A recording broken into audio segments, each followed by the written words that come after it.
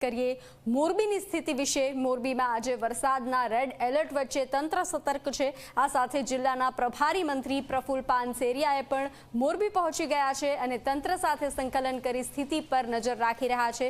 મોરબીની ટ્રેક્ટર તણાયાની ઘટનામાં 5 લોકો હજુ પણ લાપતા છે, જેમની શોધખોળ ચાલી રહી છે। આ સાથે મોરબીમાં 2 દિવસથી સતત પડેલા વરસાદ વચ્ચે નેશનલ હાઈવે બંધ થયો છે, જેને ફરીથી કાર્યરત કરવાના પ્રયાસો થઈ રહ્યા છે।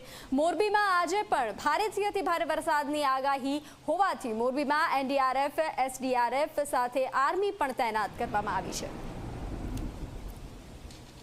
અમારા પ્રશાસન દ્વારા સંપૂર્ણપણે બચાવ અને રાહત કામગીરી શરૂ છે। ટીમ કલેક્ટર, ડીડીઓ, પોલીસ અને તમામ ડીજીવીસીએલ બધી એજન્સીઓ કાર્યરત છે। અમારા દરેક એમએલએ, એમપી અને અગ્રણી ચૂંટાયેલા પ્રતિનિધિઓ પણ ઓન ફિલ્ડ પર સેવામાં છે।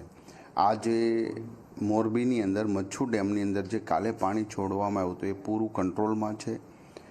જે હાઈવે આજે બંધ હતા, નેશનલ હાઈવે, એ આજે લગભગ પાણી ઓસરતા ખુલ્લો થઈ જશે। મિસિંગ જે 8 લોકો હતા એમની એનડીઆરએફની ટીમ સતત એના શોધખોળ માટે છે। સ્થાનિક લોકોની મદદ પણ મળી રહી છે। 8 કિલોમીટરના સરાઉન્ડિંગ એરિયાની અંદર શોધખોળ શરૂ છે। ત્યારે કમનસીબે દુઃખદ ઘટના એ છે કે 5 ડેડ બોડી મળી છે અને હજી 3 લોકો મિસિંગ છે, એનું શોધખોળ શરૂ છે।